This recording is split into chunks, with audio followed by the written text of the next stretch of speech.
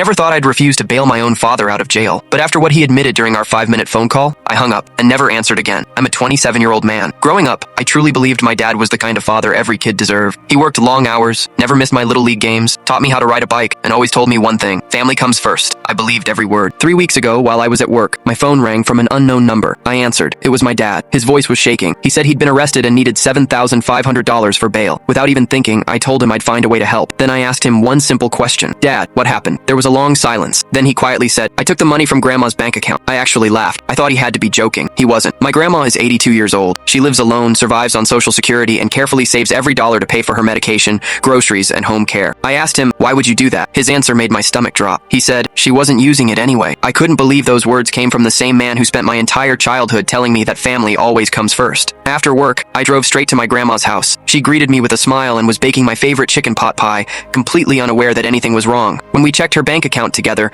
almost $18,000 was gone. She stared at the screen for what felt like forever. Then she quietly whispered, maybe the bank made a mistake. I wanted to tell her it was just a mistake, but I couldn't lie to her. Later that night, my dad called again. He didn't apologize. He didn't ask how Grandma was doing. Instead, he said, you're my son, you owe me. For the first time in my life, I said no. I refused to pay his bail. Within hours, my phone exploded. My aunt called me heartless. My uncle said I was abandoning my own father. My cousin texted me, blood is blood. But I kept asking myself one question. Where was all that loyalty when my 82-year-old grandmother was left wondering how she'd afford her medication? A few days later, another relative paid my dad's bail. Right after he got out, he sent me one message. I hope you're happy. I looked across the room. My grandma was laughing while teaching my little niece how to bake cookies. For the first time in weeks, she looked peaceful. And that's when I realized something. Protecting the people who love you sometimes means walking away from the people who don't. So, am I the jerk for refusing to bail my own father out of jail after finding out who he stole from?